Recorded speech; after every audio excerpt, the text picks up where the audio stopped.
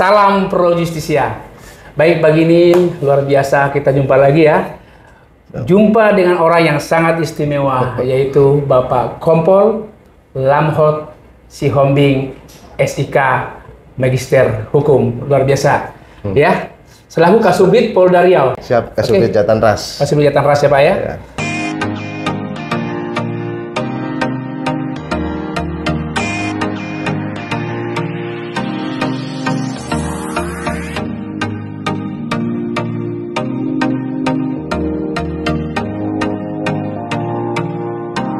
Baik, Pak Lamhot, kita santai-santai Pak ya. Santai. Mungkin hari ini kita melihat kan fenomena saat ini terkait dengan fidusia, kita melihat di masyarakat ya.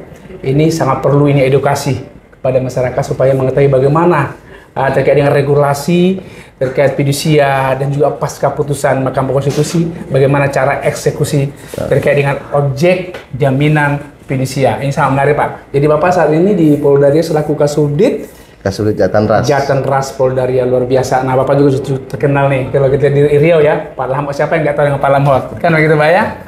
Sedikit mungkin Pak, masyarakat ini belum mengetahui fidusia itu apa kira-kira Pak? Biar masyarakat mengetahui. Terima kasih ya. Bang Rudi ya, selaku mentor saya di Civitas Academy. Salam presisi, salam prosestia. Iya, salam prosestia, luar biasa. Jadi kalau kita membahas terkait Undang-Undang Fidusia nomor 42 tahun 99, dari fidusia sendiri itu apa sih kan gitu? Iya. Nah, jadi kalau kita lihat dari undang-undang tersebut, fidusia diartikan yaitu adalah pengalihan hak kepemilikan dari suatu benda atas dasar kepercayaan dan ketentuan masih dalam penguasaan si pemilik benda tersebut ya. Oh gitu, masih pemilik si debiturnya ya. Betul Bang. Oke. Iya Pak. Jadi kalau kita melihat kan dalam hal fidusia ini kita beri lapangan aja Pak. Ya. Dalam hal di Jatanras ini Subdit Jatanras Polda Riau ini biasanya penanganannya Pak. Kalau kita melihat kan dalam hal delik atau tindak pidana di Undang-Undang Fidusia ini kan Undang-Undang 4 tahun 99 itu ada pasal 36 ya, betul, bahwa debitur dilarang mengalihkan, menggadaikan, menjual yang masuk objek jaminan fidusia, kan ada ancaman 2 tahun atau denda 60 juta. Pengalaman Bapak nih selaku Kasubdit di sini Pak, biasanya pelanggaran apa nih yang sering terjadi dihadapi hari-hari Pak? Oke, terima kasih Bang Rudi. Jadi untuk kasus-kasus fidusia yang masuk ke Polda Riau ya, memang kebanyakan di pasal 36 Pasal 36 yang memang relatif lebih banyak yang masuk ke Polda Riau. Namun kan dalam fenomenal di lapangan, adapun juga hal-hal yang di luar undang-undang fidusia seperti contohnya terjadi ada dugaan perampasan, bahkan sampai masyarakat mengatakan itu begal, kemudian juga ada pengancaman dan kekerasan. Nah, ini menjadi hal yang fenomenal yang akhirnya pelaporan-pelaporan selain undang-undang fidusia, ada juga pelaporan-pelaporan yang menggunakan pasal-pasal di konvensional ya Pak ya. Berarti mungkin debitur di sini atau kreditur pihak leasing di sini Pak ya? Ya betul. Dalam melakukan eksekusinya mereka kadang-kadang tidak mengindahkan apa yang menjadi tertuang regulasi ya. Betul. Seharusnya kan itu harus humanis ya Pak ya. Harus humanis. Jadi ini yang terjadi Pak. Jadi mereka mengambil mungkin dengan ada fenomena sekarang ini dengan kekerasan, itu berarti pasalnya berbeda ya kan? Ya, berarti masuk ke pasal bisa saja apa perampasan ya? Berarti bisa saja perampasan. Ini apakah udah ada case-nya ya Pak ya di luar undang-undang fidusia sendiri sudah ada beberapa case masuk di Subdit Jatanras juga ya, dugaan-dugaan perampasan ya, kemudian apa namanya adanya pengancaman pasal yang biasa diterapkan itu biasa mereka laporkan ada pasal 368 perampasan ada pasal 335 ada beberapa delik ya pasal ya yang memang di luar fidusia itu sendiri ya. Dengan fenomena yang ada nih Pak Kasubdit, kan kita melihat tadi kadang-kadang kurang pahaman ya, baik dari krediturnya, baik dari debiturnya, dengan bagaimana mengeksekusi suatu objek. Kadang-kadang ini cacat prestasi nih antara debitur dengan kreditur nih cacat prestasi. seharusnya kan melakukan ini eksekusi adalah humanis, apalagi dengan adanya sekarang ini pasca putusan MK nomor 2 tahun 2021 kan, bahwa eksekusi objek demi fidusia itu kan harus humanis. Ya kalau memang kedua belah pihak melakukan secara baik-baik ya sudah kan begitu kan. Ya, betul, tapi yang terjadi saat ini inilah dia di luar itu pemaksaan. Berarti yang delik yang dilakukan di sini adalah bisa masuk ya perampasan ya Pak. Oke, terjadi. Kemudian Pak Kasubdit selama di Subdit Jatras Polda Riau ini dalam hal ya terkait dengan fidusia ini apa nih yang sudah Bapak lakukan, mungkin dalam hal himbauan atau bagaimana terkait dengan fidusia Pak? Apa nih peran Bapak yang sudah lakukan Pak? Terima kasih Bang Rudi ya. Jadi kami sendiri memang mengikuti fenomenal yang terjadi di lapangan ya kan, kasus-kasus yang terjadi mengenai fidusia ini ya, bahkan sampai dengan adanya ancaman kekerasan. Nah, ini yang akhirnya menjadikan kita perlu peran dari Subdit Jatandra sendiri melakukan edukasi ya. Edukasi kepada debt collector. Debt collector itu pihak eksternal ya. Itu. Kemudian juga debiturnya juga termasuk debiturnya juga. Kemudian pihak leasing, selaku kreditur ya. Selaku kreditur ya. Kenapa kita melakukan edukasi ini? Karena ada beberapa masyarakat yang memang dimudahkan dalam kredit, tapi tidak meneliti bagaimana perjanjian kontraknya ya. Itu kita berikan edukasi ya. Luar biasa. Jadi perjanjian ya.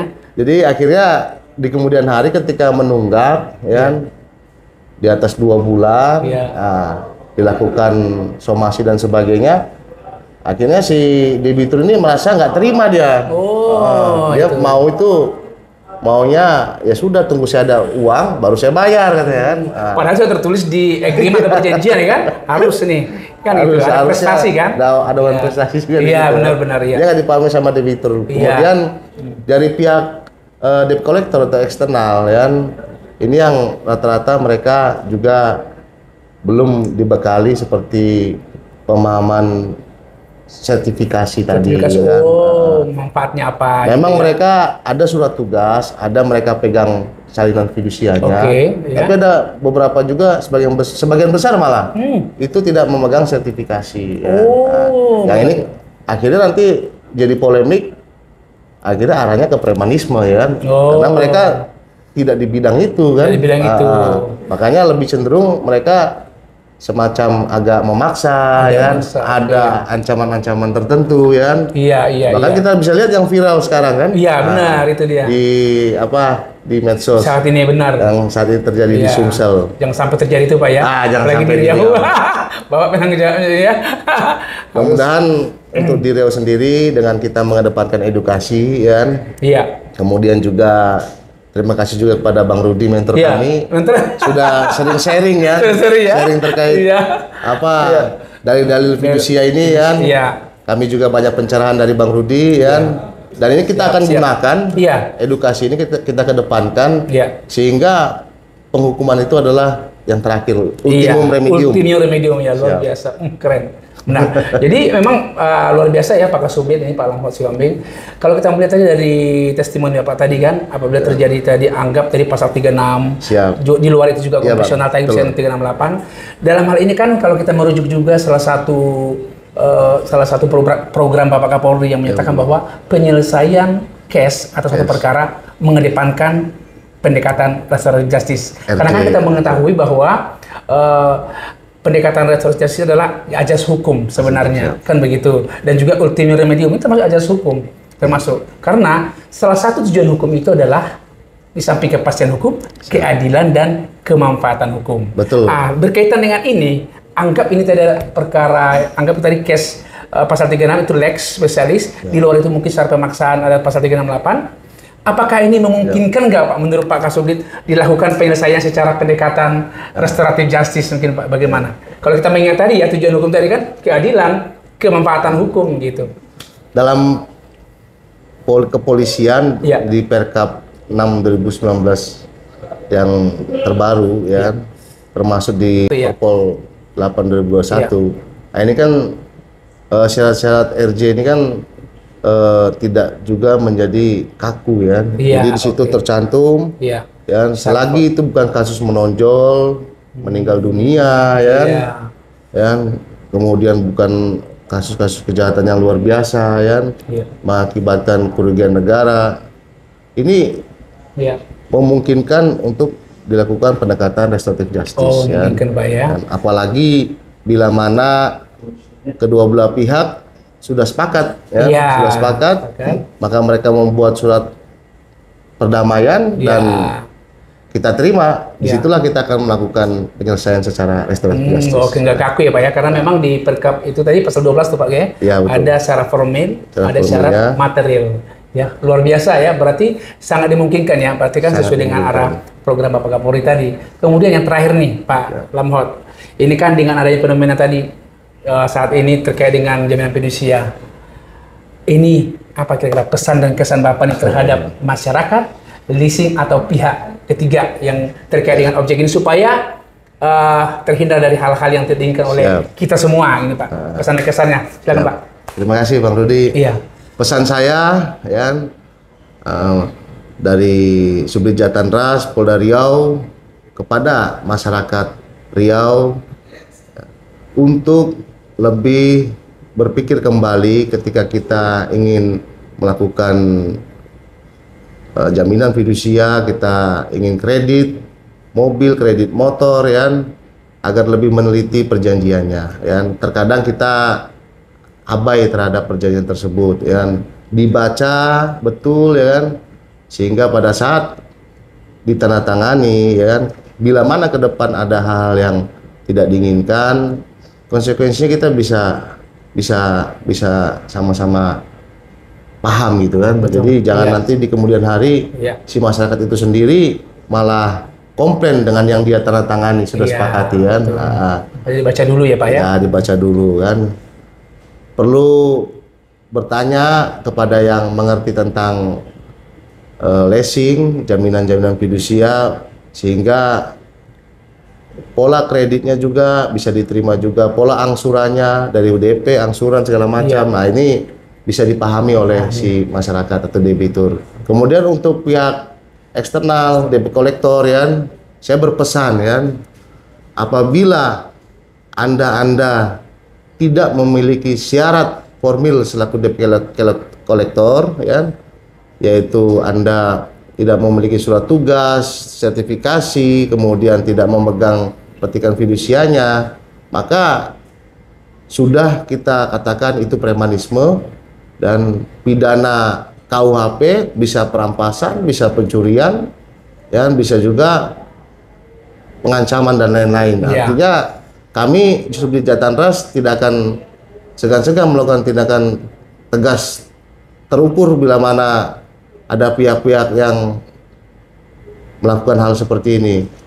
Harusnya debt collector dengan profesinya melengkapi, ya kan, syarat formil tersebut dan mengedepankan tindakan-tindakan humanis, ya, itu dia, sesuai dengan persuasif, sehingga dalam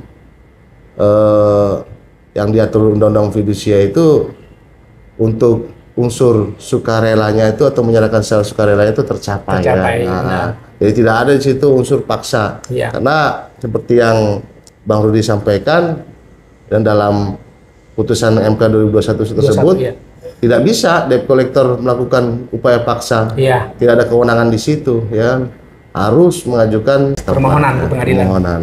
Ya, lalu dalam pendampingannya pun harus dengan kepolisian, ya, sehingga tidak salah kaprah bahwa eksekutorial yang dimaksud ini kan bukan independen tetapi didampingi oleh kepolisian sesuai dengan juga, ya, perkap yang diatur di kami tahun 2011 bahwa yang mengatur tentang jaminan fidusia, pendampingan pengamanannya adalah kepolisian, ya.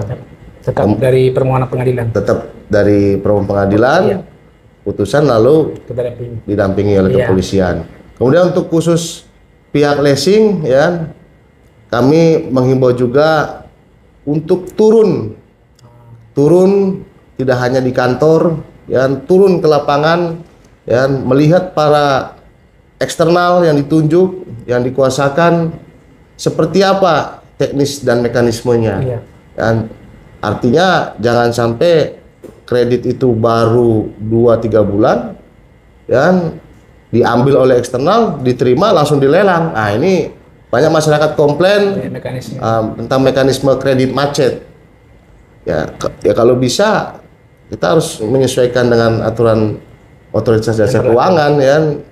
Memang kredit macet sampai berapa bulan yang kira-kiranya itu merupakan kredit macet, kan? Sesuai dengan aturan ya, regulasi yang ada. Ya tidak lagi masih prematur 2-3 bulan, kasihan dia kan. Karena sekali lagi fidusia seperti yang beliau sampaikan juga, memang masih ada penguasaan si pemilik benda itu. Itu tidak serta-merta harus diambil begitu saja. Betul, kan? Ada prosesnya kan? Siap. Itu Bang Rudi dari kami, siap. Luar biasa kepada Kasubdit Jatengras. Sedikit konklusi atau kesimpulan dari beliau tadi terkait dengan jaminan fidusia dalam penegakan hukum, ya, atau law enforcement di sini seluruhnya tidak dibebankan pemberantasan kepada para law enforcement karena peran serta dari masyarakatlah yang paling besar mensukseskan atau mentuntaskan seluruh tindak pidana atau delik yang ada di sekitar kita.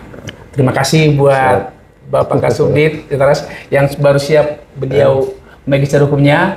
Harapan kita beliau nanti langsung ambil selanjutnya untuk program doktoral. Amin. Kita dukung terus dan kita doakan beliau sukses, sukses dan sukses. Berkat mentor kami juga. Salam Pro Justisia. Salam sukses, salam Pro Justisia.